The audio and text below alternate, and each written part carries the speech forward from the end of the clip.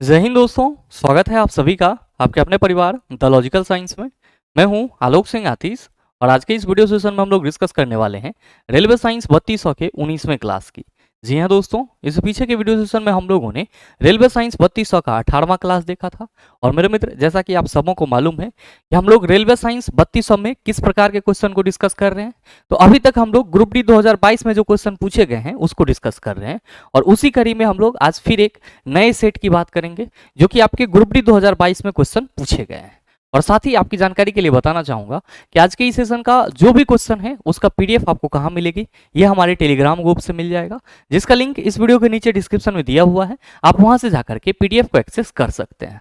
बहरहाल आइए अपने सेशन की शुरुआत करते हैं और चलते हैं पहले क्वेश्चन की तरफ। मेरे मित्र, आपका जो पहला क्वेश्चन है आज के इस सेशन का, क्वेश्चन नंबर 1 आप सबों के सामने है। आपसे पूछा जा रहा है कि नीचे दी गई एक संतुलित रासायनिक अभिक्रिया में ए, बी, सी और डी के मान क्रमशः डैश होंगे। मेरे मित्र, यहाँ पे आपका एक रासायनिक समीकरण दिया गया है कि Fe जब H2O के साथ अभिक्रिया करता है तो Fe3O4 और H2 बनाता है। और ध्यान दीजिएगा कि इन सभी जो अनुसूत्र हैं या जो आपका आप कह सकते हो सिंबल है, उन सभी के साथ एक अलग लेटर भी अटैच है, वो है ए, फिर है बी, फिर है सी और फिर है आपका डी। और आपको बताना है कि इस ए, बी, सी और डी के जगह पे कौन सी संख्या आएगी।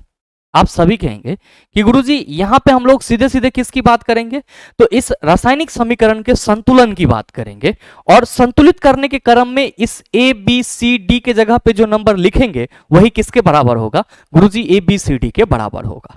क्या कहिएगा कि गुरुजी हम सबों को मालूम है जब भी हम लोग रासायनिक समीकरण की बात करते हैं, केमिकल इक्वेशन की बात करते हैं, तो क्या कहते हैं कि किसी भी रासायनिक अभिक्रिया में भाग लेने वाले जो अभिकारक और प्रतिफल होते हैं, भाग लेने वाले अभिकारक और अभिक्रिया होने के उपरांत जो प्रतिफल बनता है उसको जब हम लोग संकेत और सूत्रों की सहायता से रिप्रेजेंट करते हैं तो क्या कहा जाता है, उसे रासायनिक समीकरण कहा जाता है। और मेरे मित्र, रासायनिक समीकरण दो प्रकार के होते हैं। एक होता है आपका संतुलित रासायनिक समीकरण, जिसमें क्या होता है, तो सर संतुलित रासायनिक समीकरण में अभिकारक और प्रतिफल दोनों और परमाणु की संख्या समान होती है। ध्यान में रखिएगा कि किसी भी रासायनिक अभिक्रिया में जो पदार्थ भाग लेते हैं उसे अभिकारक बोला जाता है। और तीर चिन्ह से इधर आपका क्या होगा, आप सभी याद रखना, अभिकारक होगा। और तीर चिन्ह के दाईं साइड में आपको क्या मिलेगा, तो ये सभी क्या है, प्रतिफल हैं। और मेरे मित्र, मैंने यहां पे आपको क्या बताया कि जब भी संतुलित रासायनिक समीकरण की बात करेंगे तो इसमें क्या होगा, तो अभिकारक और प्रतिफल दोनों और परमाणुओं की संख्या समान होगी। लेकिन अगर हम लोग बात करेंगे असंतुलित रासायनिक समीकरण की, तो आप सभी ध्यान में रखेंगे कि वैसा रासायनिक समीकरण जिसमें अभिकारक और प्रतिफल दोनों और परमाणुओं की संख्या समान न हो, क्या कहलाएगा, असंतुलित रासायनिक समीकरण कहलाएगा। ध्यान में रखेंगे कि अगर कोई रासायनिक समीकरण हमारा असंतुलित है तो हम लोग उसको क्या कर सकते हैं, संतुलित कर सकते हैं। किस मेथड से, तो सर हम लोग generally heat and trial method का उपयोग करते हैं।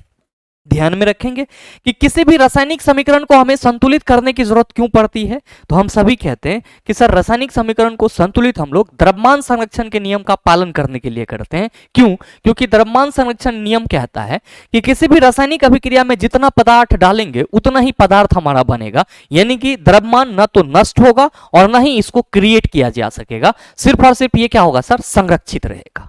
मेरे मित्र, इसी क्रम में अगर हम लोग यहाँ पे इस समीकरण को संतुलित करने की कोशिश करें तो आप कहेंगे गुरुजी पहले समीकरण को लिख लीजिए। Fe प्लस H2O रिएक्ट करके क्या बना ले रहा है, गुरुजी Fe3O4 बना ले रहा है और साथ ही हाइड्रोजन गैस रिलीज हो रहा है। सवाल यह है कि सर किसी भी रासायनिक समीकरण को कैसे संतुलित करेंगे। चला जी, हमेशा ध्यान में रखिएगा, कोई भी रासायनिक समीकरण हो, सिर्फ यही नहीं, कोई भी रासायनिक समीकरण हो, उसको जब हमें संतुलित करने की आवश्यकता होगी तो हम लोग उस समीकरण में मौजूद सबसे बड़े अनुसूत्र की बात करेंगे। और यहाँ पे अगर सबसे बड़े अनुसूत्र को देखेंगे तो क्या कहिएगा कि गुरुजी Fe3O4 लग रहा है। अब ये मतलब नहीं है कि जो हमारा अनुसूत्र बड़ा है वो प्रतिफल साइड है या अभिकारक साइड है, बस हमें शुरुआत कहां से करना है, तो सर बड़े अनुसूत्र को बैलेंस करने से करना है। क्या देख रहे हो कि गुरुजी यहाँ पे फेरस के तीन परमाणु हैं, जबकि यहाँ पे फेरस के एक परमाणु है। हम लोग यहाँ पे बड़े आराम से क्या करते हैं, 3 लगा देते हैं। 3 Fe इधर हो गया और आपका 3 Fe इधर हो गया। मेरे मित्र ध्यान दीजिएगा कि यहाँ पे आपका ऑक्सीजन कितना है, 4, और इस साइड ऑक्सीजन आपका कितना है, तो सर 1। अब हमें क्या करना होगा, तो इस ऑक्सीजन को बराबर करना होगा किसके, तो सर इसके। यहाँ पे हम लोग आराम से 4 लगा देते हैं। जैसे ही इधर 4 लगाए तो इस अनुसूत्र में जो हमारा फेरस और ऑक्सीजन था दोनों बराबर हो गया। लेकिन ध्यान दीजिएगा यहाँ पे 4 लगाने से हाइड्रोजन की संख्या 8 हो गई, जबकि इधर हाइड्रोजन की संख्या कितनी है, तो गुरुजी 4 ही है। मेरे मित्र ध्यान देंगे यहाँ पे सॉरी यहाँ पे 2 है, तो यहाँ पे हम क्या करते हैं 4 लगा देते हैं। तो अब हाइड्रोजन की संख्या इधर कितनी हो गई, आप कहेंगे 8। मेरे मित्र यहाँ पे कुछ नहीं लगा है तो हम लोग 1 मान सकते हैं। आप कहेंगे सर कुछ नहीं है तो 1 तो मान ही सकते हैं। क्या कहिएगा कि अगर हम लोग वैल्यू पुट करना चाहें, अगर हम लोग वैल्यू पुट करना चाहें तो ए की जगह क्या रखेंगे 3, बी की जगह क्या रखेंगे 4, सी की जगह क्या रखेंगे 1 और डी की जगह क्या रखेंगे 4। यानी कि ए की जगह आपका 3 आया, बी की जगह 4, सी की जगह 1 और डी की जगह क्या आ रहा है सर 4 आ रहा है। देख लीजिए किस ऑप्शन में है 3 4 1 4। आप कहेंगे पहले ऑप्शन में 3 1 1 4 है, नहीं होगा। दूसरे ऑप्शन में 3 4 1 4 है, सही आंसर ऑप्शन नंबर बी हो जाएगा। उम्मीद करते हैं आप सभी समझ पाए होंगे। आइए बात करते हैं हम लोग अगले क्वेश्चन की। मेरे मित्र आपका जो अगला क्वेश्चन है क्वेश्चन नंबर 2, बड़ा ही सरल सा क्वेश्चन। निम्नलिखित में से कौन सा गुण चुंबकत्व के लिए एक निश्चित परीक्षण CO टेस्ट है। पहला है आकर्षण गुण, प्रतिकर्षण गुण, दैशिक गुण। क्या होगा इसका आंसर। मेरे मित्र आपसे यह क्वेश्चन करा जा रहा है कि कौन सा गुण चुंबकत्व के लिए एक निश्चित परीक्षण है यानी कि CO टेस्ट है। इन सभी में से हमें किससे यह पता चलेगा कि जो पदार्थ है वो हमारा चुंबक ही है। मेरे मित्र आप सभी कहेंगे कि गुरुजी आकर्षण का गुण तो चुंबक में होता है, बिल्कुल होता है, लेकिन आकर्षण की प्रॉपर्टीज गुरुत्वाकर्षण में भी होती है। तो आप सभी ये ध्यान में रखेंगे कि आकर्षण का गुण चुंबक के लिए एक CO टेस्ट नहीं होगा। हाँ, प्रतिकर्षण गुण की बात करेंगे तो आप सभी कहेंगे कि गुरुजी चुंबक के 2 समान ध्रुव एक दूसरे को रिपेल करते हैं, जबकि 2 असमान ध्रुव एक दूसरे को अट्रैक्ट करते हैं।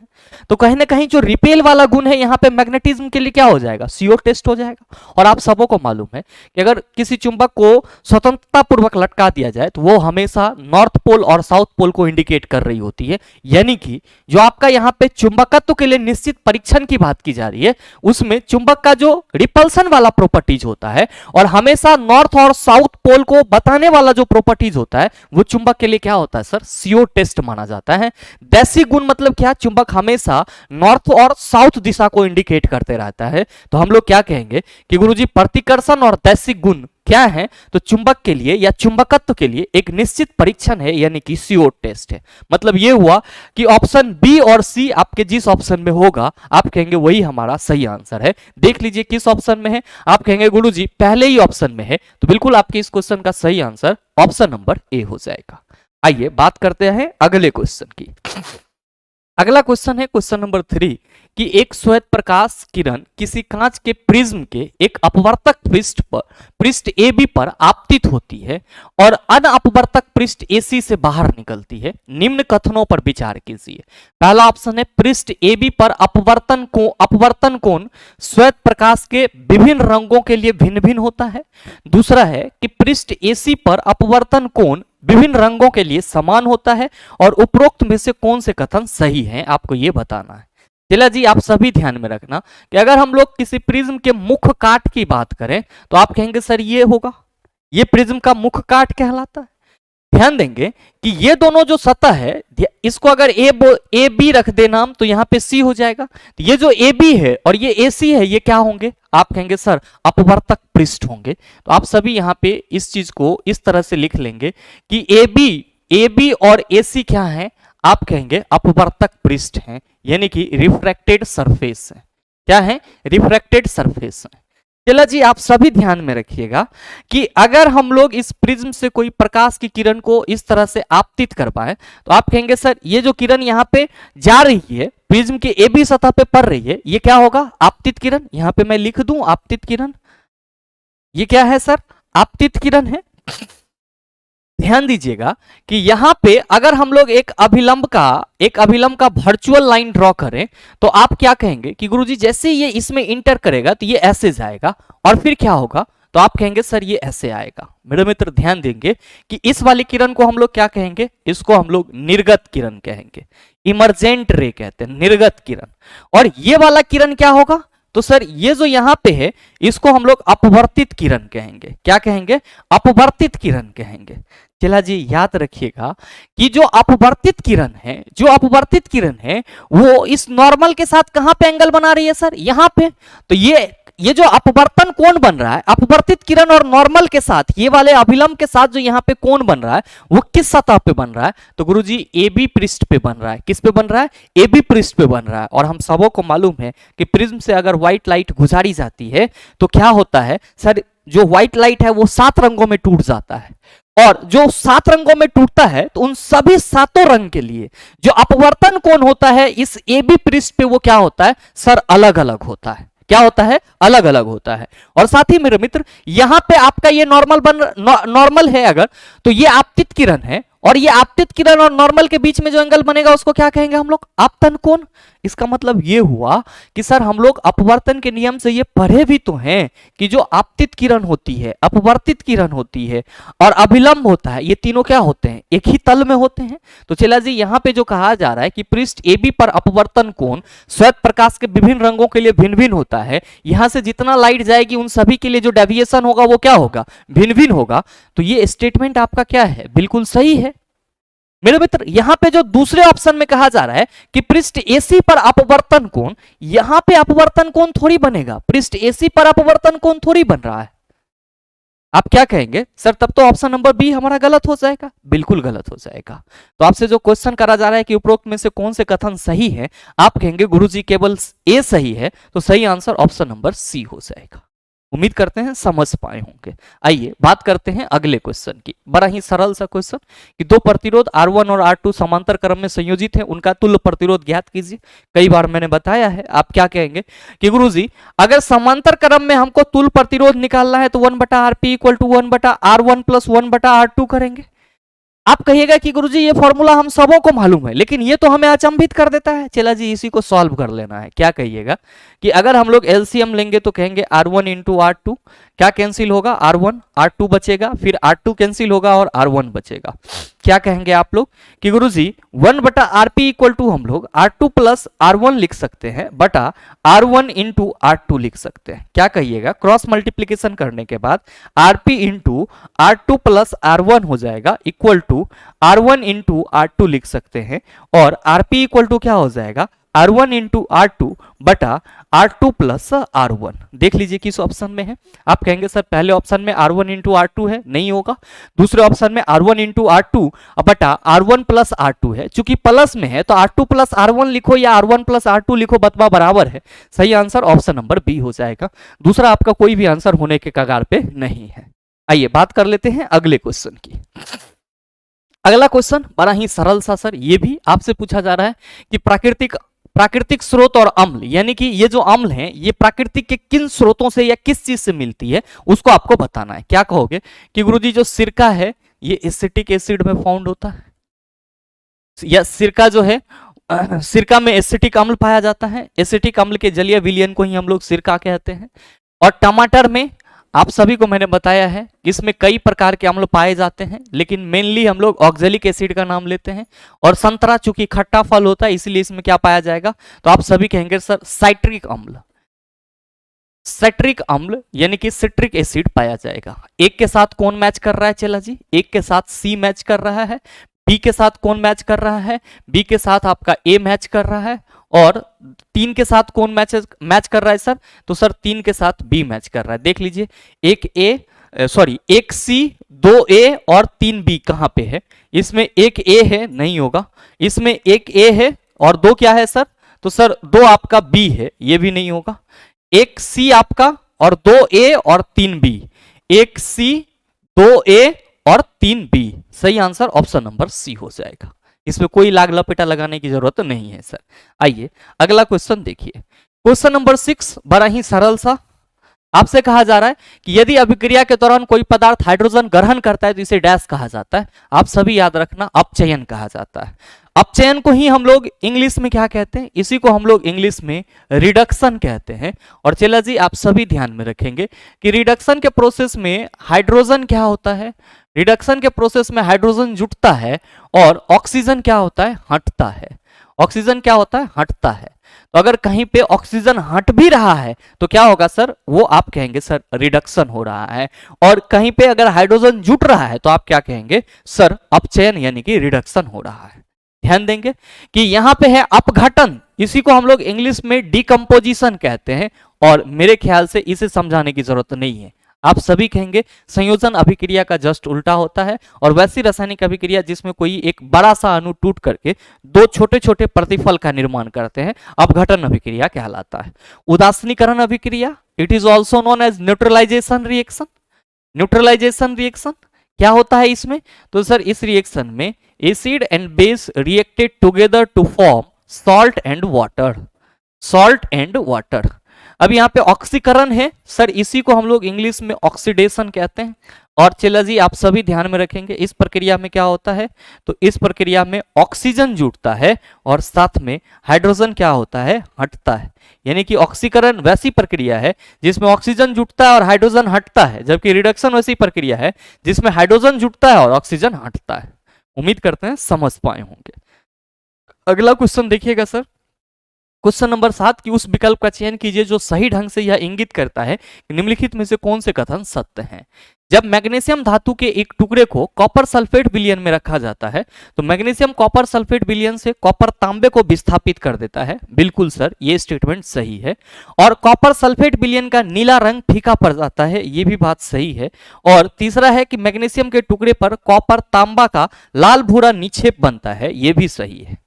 आप कहेंगे सर कैसे, तो मेरे मित्र ध्यान देना कि यहां पे कहा जा रहा है कि मैग्नीशियम धातु के एक टुकड़े को कॉपर सल्फेट विलयन में रखा जाता है। दैट मींस मैग्नीशियम जो है वो किसके साथ रिएक्ट कर रहा है, कॉपर सल्फेट के साथ रिएक्ट कर रहा है।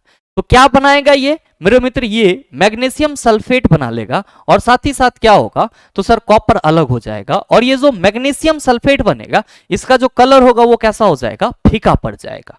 तो मेरे मित्र आप सभी क्या कहेंगे कि गुरुजी इसका मतलब यह हुआ कि यहाँ पे जो कॉपर है वो मैग्नीशियम से कम अभिक्रियाशील है। बिल्कुल मेरे मित्र, और ये रिएक्शन किसको दिखा रहा है, विस्थापन अभिक्रिया को दिखा रहा है। आप सभी देख रहे होंगे कि मैग्नीशियम के द्वारा यहाँ पे कॉपर को क्या कर दिया जा रहा है, तो सर अलग कर दिया जा रहा है और सल्फेट के साथ खुद जुड़ जा रहा है और क्या बना ले रहा है, मैग्नीशियम सल्फेट। तो आप क्या कहेंगे कि सर जब आप कह रहे हैं कि सर ये भी सही है, ये भी सही है, ये भी सही है, तो आंसर हमारा 1 2 3 दोनों हो जाएगा। बिल्कुल, तो सही आंसर क्या होगा, ऑप्शन नंबर ए हो जाएगा। आइए बात करते हैं अगले क्वेश्चन की। अगला क्वेश्चन है बड़ा ही सरल सा कि निम्नलिखित में से किसे कोशिका की ऊर्जा मुद्रा कहा जाता है। एटीपी इसी को एडिनोसिन ट्राइफॉस्फेट कहते हैं, एडीपी इसको एडिनोसिन डाइफॉस्फेट कहते हैं। ग्लूकोज का ही ऑक्सीकरण होता है तो सर हमें एटीपी के रूप में ऊर्जा मिलती है। पार्विक अम्ल सर जो ऑक्सीकरण का पहला प्रक्रिया होता है जहां जो कि कोशिका द्रव में संपन्न होता है, उसमें क्या होता है, तो सर ग्लूकोज जो है वो किस में बदल जाता है, पार्विक एसिड में बदल जाता है और फिर बाद में जाकर के यही पार्विक एसिड माइटोकॉन्ड्रिया में सर किस में बदलता है, एटीपी यानी कि एडिनोसिन ट्राइफॉस्फेट में बदलता है। आइए बात करते हैं अगले क्वेश्चन की। अगला क्वेश्चन नंबर 9 की मनुष्यों में लिंग निर्धारण का एक फ्लो चार्ट नीचे दिखाया गया है। इससे निकाले जा सकने वाले कुछ निष्कर्ष विकल्पों में दिए गए हैं, गलत विकल्प का चयन कीजिए। मेरे मित्र यहाँ पे एक पहला ऑप्शन है कि सभी बच्चों में एक्स गुणसूत्र उनकी मां से वंशागत होती है। आप सभी ध्यान में रखेंगे कि फीमेल के बॉडी में क्या होता है सर, एक्स गुणसूत्र होता है और मेल के बॉडी में क्या होता है सर, एक्स वाई गुणसूत्र होता है। और जो बच्चों में एक्स गुणसूत्र मिलती है वो कहां से मिलती है, तो सर महिला से मिलती है यानी कि मां से मिलती है। और महिला संतति का लिंग निर्धारित करता है। मेरे मित्र ये बिल्कुल ही गलत है। जब भी संतति का लिंग निर्धारण होगा तो वो किसके द्वारा होगा, पुरुष के द्वारा होगा। जबकि यहां पे कहा जा रहा है कि महिला संतति का लिंग निर्धारित करेगा, ये क्या है सर, गलत है। और पुरुष संतति लिंग निर्धारण करेगा, ये बिल्कुल ही सही है। और बच्चों के लड़का या लड़की होने की संभावना 50% है, ये भी सही है। तो आपसे जो क्वेश्चन करा जा रहा है कि गलत विकल्प का चयन कीजिए, गलत विकल्प आपका ऑप्शन नंबर बी है, तो सही आंसर क्या हो जाएगा, ऑप्शन नंबर बी हो जाएगा। आइए बात करते हैं सर अगले क्वेश्चन की। अगला क्वेश्चन बड़ा ही सरल सा कि निम्नलिखित में से कौन सा विकल्प दिए गए परिपथ में प्रवाहित धारा और तुल्य प्रतिरोध को क्रमशः दर्शाता है। सारे प्रतिरोध श्रेणी क्रम में जुड़े हुए हैं, that's why we are call that sir total resistance is 2 4 2 6 6 3 9 3 12। Total resistance कितना हो गया, 12 ओम। विभवांतर कितना है sir 6 volt. I equal to क्या होता है आप कहेंगे V बटा R। भी कितना है चला 6 बटा क्या हो जाएगा 12, 1 बटा सर 2 कितना हो गया सर 0.5 एम्पियर। 0.5 एम्पियर और 12 ओम कहां पे है ऑप्शन नंबर सी में है। तो सही आंसर क्या होगा ऑप्शन नंबर सी हो जाएगा। क्यों? क्योंकि आपसे पूछा जा रहा था कि प्रवाहित धारा और तुल्य प्रतिरोध को क्रमशः दर्शाया जाता है। तो प्रवाहित धारा 0.5 एम्पियर और तुल्य प्रतिरोध कितना 12 ओम। बात कर लेते हैं सर अगले क्वेश्चन की।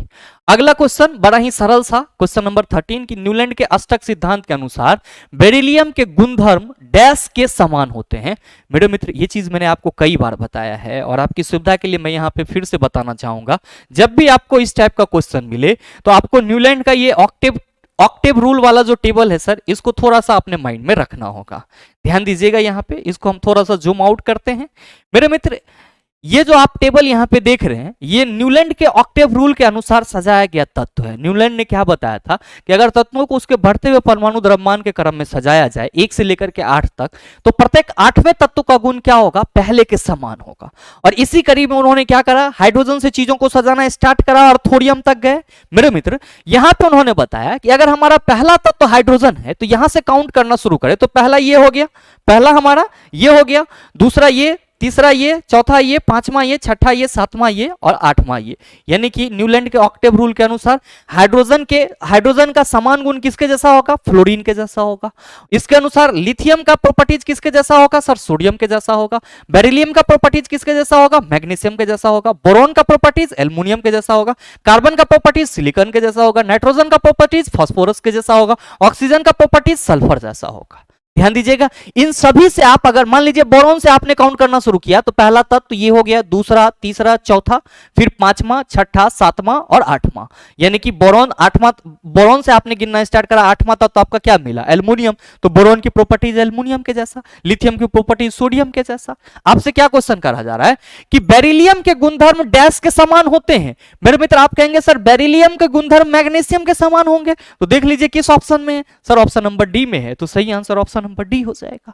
नेक्स्ट क्वेश्चन मेरे मित्र आपसे पूछा जा रहा है कि औषधीय पौधे अर्जुन का उपयोग किस रोग के उपचार में किया जाता है। सर स्टैटिक जीके के रूप में याद रखेंगे कि जो अर्जुना पौधा है ये भारत में सर आप कह सकते हो पर्वतीय क्षेत्र में मिलता है और साथ ही इसका उपयोग हाई ब्लड प्रेशर और कान के दर्द को ठीक करने के लिए किया जाता है और साथ में हृदय रोगी के लिए सर ये रामबाण औषधीय पौधा है। ये चीज भी आप सभी ध्यान में रखना।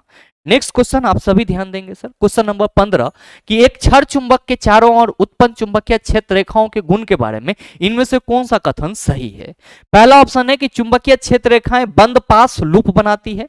दूसरा है कि चुंबकीय क्षेत्र रेखाएं प्रतिच्छेद नहीं करती है। तीसरा है कि चुंबक के बाहर चुंबकीय क्षेत्र रेखाएं चुंबक के दक्षिणी ध्रुव से उत्तरी ध्रुव की ओर जाती है। मेरे मित्र ये गलत है। क्यों?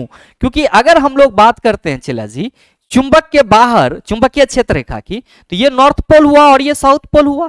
अगर चुंबकीय क्षेत्र रेखा निकलेगी तो ये बाहर में नॉर्थ पोल से साउथ पोल की ओर जाएगी। बाहर में कहां जाएगी सर नॉर्थ पोल से साउथ पोल की ओर जाएगी, नॉर्थ पोल से साउथ पोल की ओर, लेकिन अंदर में सर साउथ से नॉर्थ आएगी। यहां पे कहा जा रहा है कि चुंबक के बाहर चुंबकीय क्षेत्र रेखाएं चुंबक के दक्षिणी ध्रुव से उत्तरी ध्रुव की ओर जाती है। मेरे मित्र चुंबक के बाहर ऐसा नहीं होता है। जबकि यहाँ पे चुंबकीय क्षेत्र रेखाएं बंद पास बनाती है ये भी सही है और चुंबकीय क्षेत्र रेखाएं प्रतिच्छेदित नहीं करती है ये भी सही है। सही कथन क्या है 1 और 2 किस ऑप्शन में है ऑप्शन नंबर डी में है। आइए बात कर लेते हैं अगले क्वेश्चन की। अगला क्वेश्चन है क्वेश्चन नंबर 16 की नीचे उल्लेखित सभी विधियां एचआईवी संक्रमण को प्रभावी रूप से रोकने के लिए प्रयोग की जाने वाली विधियां हैं। निम्न में से कौन सी वह विधि है जो अभी तक प्रयोग नहीं की जाती है। पहला ऑप्शन है रोगाणुमुक्त इंजेक्शन सुइयों का उपयोग, ये तो हम लोग बहुत पहले से करते आ रहे हैं। रक्त आधान की सुरक्षित विधि ये भी करते आ रहे हैं। सुरक्षित और रक्षित सेक्स ये भी सर लगभग में लोग फॉलो कर ही रहे हैं। उपलब्ध टीकों का उपयोग तो सर अभी तक इसके लिए कोई टीका नहीं बना है। तो आप क्या कहेंगे सर सही आंसर ऑप्शन नंबर डी हो जाएगा। आइए बात कर लेते हैं अगले क्वेश्चन की। अगला क्वेश्चन है क्वेश्चन नंबर 17 की आवर्त सारणी में सर्वाधिक विद्युत ऋणात्मक तत्व तो आप सभी कहेंगे सर फ्लोरीन हो जाएगा। क्या हो जाएगा सर फ्लोरीन हो जाएगा। फ्लोरीन कहां मिलता है आप कहेंगे सर वर्ग 17 में मिलता है और इसको हेलो ग्रुप एलिमेंट कहा जाता है। नेक्स्ट क्वेश्चन है कि एक प्रकाश किरण किसी अवतल दर्पण के वक्रता केंद्र से गुजरते हुए उस पर आपतित होती है, यह किस कोण पर परावर्तित होगी। चला जी अवतल दर्पण के वक्रता केंद्र से वो क्या होती है सर अगर ये F है तो ये क्या होगा C। कहा जा रहा है कि एक प्रकाश किरण किसी अवतल दर्पण के वक्रता केंद्र से गुजरते हुए उस पर आपतित होती है। अगर कोई प्रकाश की किरण अवतल दर्पण के वक्रता केंद्र के अनुदिश जाएगी तो सर परावर्तित भी सर उसी के अकॉर्डिंग हो जाएगी। क्यों? क्योंकि वक्रता केंद्र से इस पे जो भी लाइन जाएगी या जो भी किरण जाएगी वो क्या होगा, दर्पण के लिए अभिलंब होगा। और आप सबों को मालूम है कि अभिलंब के अनुदिश कोई भी प्रकाश किरण आएगी तो सर फिर वो उसी डायरेक्शन में क्या हो जाएगी, रिफ्लेक्ट हो जाएगी। मतलब ना तो आपतन कोण बनेगा ना ही परावर्तन कोण बनेगा। तो आप कहेंगे सर सीधे सीधे आंसर 0 डिग्री हो जाएगा क्या? बिल्कुल, मैंने पीछे भी आपको बताया सर, आज भी आप सभी ध्यान में रखेंगे कि दर्पण पर अगर कोई प्रकाश की किरण अभिलंब के अनुदिश गिरती है तो वहां पे ना तो आपतन कोण बनता है और ना ही परावर्तन कोण, दोनों का वैल्यू क्या लेते हैं, 0 लेते हैं। Next question sir, question number 19 की रिसाइकलिंग उत्पन्न अपशिष्ट की मात्रा को कम करने की सर्वोत्तम विधियों में से एक है। इसमें कुछ लाभ नीचे दिए गए हैं, निम्नलिखित में से कौन सा रिसाइकलिंग का एक लाभ नहीं है? यह आर्थिक रूप से लाभप्रद है क्योंकि यह रोजगार उत्पन्न करता है, बिल्कुल सही है सर। यह प्रदूषण को रोकता है, रिसाइकलिंग प्रदूषण को बहुत हद तक कंट्रोल करता है। तीसरा है यह महंगा और इसमें ऊर्जा का उपयोग होता है। मेरे मित्र ये क्या है सर, रिसाइकलिंग का एक लाभ नहीं है क्योंकि ये उसको बखाया, मतलब उसका बखान कर रहा है कि ये बहुत ज्यादा महंगा है, जबकि रिसाइकलिंग प्रोसेस इतना ज्यादा महंगा नहीं होता है। यह लैंडफिलों में भेजे जाने वाले अपशिष्ट को कम करता है, ये भी बात सही है। लैंडफिल मैंने आपको बताया है वैसा जगह किसी गांव या शहर का जहां पे कचरा क्या किया जाता है, डंप किया जाता है, उसी को लैंडफिल बोला जाता है। आइए बात कर लेते हैं अगले क्वेश्चन की। अगला क्वेश्चन है क्वेश्चन नंबर 20 कि किसी वस्तु को एक उत्तल दर्पण के सामने 24 सेंटीमीटर की दूरी पर रखा गया है। इसका प्रतिबिंब दर्पण के पीछे 12 सेंटीमीटर की दूरी पर बनता है। दर्पण की फोकस दूरी डैश होगी। बताइए सॉल्व होगा या नहीं होगा? बिल्कुल होगा। किसकी बात की जा रही है? उत्तल दर्पण की बात की जा रही है। उत्तल दर्पण के सामने 24 सेंटीमीटर की दूरी पर रखा गया वस्तु, तो आप कहेंगे सर U तो -24 सेंटीमीटर लिखेंगे। बिल्कुल। इसका प्रतिबिंब दर्पण के पीछे 12 सेंटीमीटर की दूरी पर बनता है, यानी कि प्रतिबिंब दूरी हमारा क्या होगा? आप कहेंगे सर 12 सेंटीमीटर। क्यों? क्योंकि सर प्रतिबिंब जब भी बनेगा वो काल्पनिक और सीधा होगा। और मेरे मित्र प्रतिबिंब कहां पे बनेगा? तो सर जो दर्पण है, दर्पण के अगर ये मान लीजिए आपका वस्तु है यहां पे रखा हुआ है तो प्रतिबिंब आपका इधर बनता है, तो वस्तु दूरी इधर आएंगे आपतित प्रकाश के विपरीत दिशा में, तो नेगेटिव। इसके सर आपतित प्रकाश की दिशा में जाएंगे तो प्रतिबिंब दूरी क्या लेंगे सर? पॉजिटिव लेंगे। आपसे पूछा जा रहा है फोकस दूरी क्या होगा? F equal to what? 1/f equal to 1/v plus 1/u। कहां से चला जी? आप कहेंगे दर्पण सूत्र से, मिरर फॉर्मूला से। 1/f इक्वल टू क्या हो जाएगा? 1/12 प्लस क्या हो जाएगा सर? -24। 1/12 plus minus sir 24। 12 और 24 का एलसीएम ले लीजिए, कितना हो जाएगा सर? तो एक के बार में काट दीजिए, 12 कम 12, 12 दूना 24, ये हो जाएगा सर 24, 12 दूना 24 और 24 से कम 24, दो में से एक गया सर 24। ठीक है। आप क्या कहेंगे कि गुरुजी 1/f इक्वल टू हम लोग लिखेंगे 1/24 और f इक्वल टू कितना हो जाएगा सर? 24 सेंटीमीटर। क्योंकि उत्तल दर्पण की फोकस दूरी धनात्मक होती है इसीलिए ऋणात्मक साइन के साथ नहीं भागेंगे और सही आंसर किसको टिक करेंगे? ऑप्शन नंबर डी को टिक करेंगे। आइए बात कर लेते हैं अगले क्वेश्चन की। अगला क्वेश्चन है क्वेश्चन नंबर 21 कि नीचे दिए गए कथनों पर विचार कीजिए और सही उत्तर का चयन कीजिए। एक घ्राण सूचक वह सामग्री होती है जिसकी गंध इस बात पर निर्भर करती है कि इसे अम्लीय या क्षारीय विलयन में से किसके साथ मिश्रित किया जाए। मेरे मित्र आप सभी ध्यान में रखेंगे, अगर हम लोग एसिड बेस इंडिकेटर की बात करते हैं यानी कि अम्ल क्षार सूचक की बात करते हैं तो उसमें न सिर्फ हमारा नेचुरल इंडिकेटर या फिर सिंथेटिक इंडिकेटर आता है, अपितु उसमें आपका ऑल्फैक्टरी इंडिकेटर भी आता है जिसको हम लोग घ्राण सूचक के रूप में देखते हैं। घ्राण सूचक के रूप में आपका लौंग का तेल या फिर आप कह सकते हो कोई अदर ऑयल का इस्तेमाल किया जाता है और प्याज का भी इस्तेमाल किया जाता है सर घ्राण सूचक के रूप में। यहां पे जो कहा जा रहा है कि एक घ्राण सूचक वह सामग्री होती है जिसकी गंध इस बात पर निर्भर करती है कि इसे अम्लीय या क्षारीय विलयन में से किसके साथ मिश्रित किया गया है। यह बात बिल्कुल ही सही है और कहा जा रहा है कि प्याज, लौंग का तेल और वनीला आदि कुछ घ्राण सूचक के उदाहरण है। बिल्कुल सर यह बात भी सही है, मतलब दोनों कथन सत्य हैं, तो सही आंसर ऑप्शन नंबर सी हो जाएगा। आइए बात कर लेते हैं अगले क्वेश्चन की।